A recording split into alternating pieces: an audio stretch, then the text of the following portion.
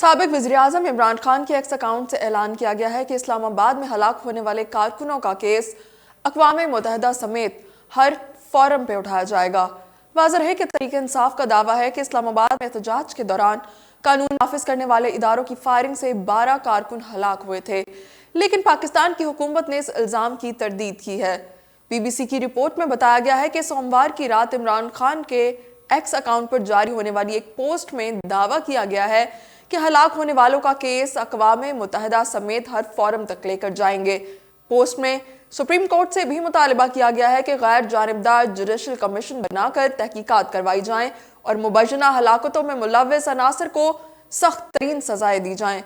Post میں یہ مطالبہ بھی کیا گیا کہ اسلام آباد اور راولپنڈی کے ہسپتالوں کا ڈیٹا جلد از جلد پبلک کیا جائے اور تمام ہسپتالوں اور سیف سٹی کی سی سی ٹی وی فوٹیج محفوظ کی جائے تاکہ شواہد غائب نہ کیے جا سکیں۔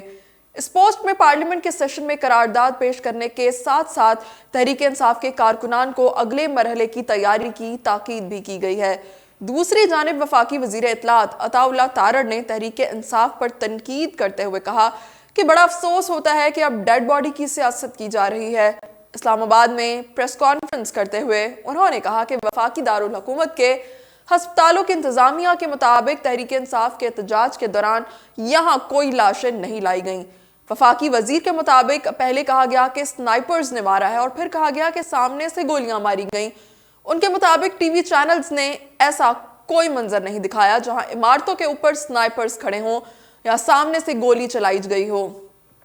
وزارت اطلاعات کے مطابق احتجاج میں فورسز کو اسلحہ نہیں دیا جاتا۔ پرتشدد ہجوم کو منتشر کرنے کے لیے گولیاں اور بارودی مواد استعمال نہیں کیا۔ وزارت کی جانب سے جاری پریس ریلیز میں کہا گیا ہے کہ پاکستانی فوج کا اس پرتشدد ہجوم سے براہ راست کوئی ٹکراؤ نہیں ہوا۔ وزیر اطلاعات نے اپنی پریس کانفرنس میں مزید کہا کہ پی ٹی آئی کے اس احتجاج میں تربیت یافتہ مسلح افغان شہری اور دیگر شرپسند عناصر موجود تھے۔ مظاہرین جدید اسلحہ اور آنسو گیس کے شیل چلانے میں ماہر تھے۔ وزیر اطلاعات کے مطابق اس احتجاج میں 37 افغان شہری بھی شریک ہوئے۔ انہوں نے پوچھا کہ کیا ہمارا آئین اور قانون اس بات کی اجازت دیتا ہے کہ غیر ملکی شہری احتجاج کریں؟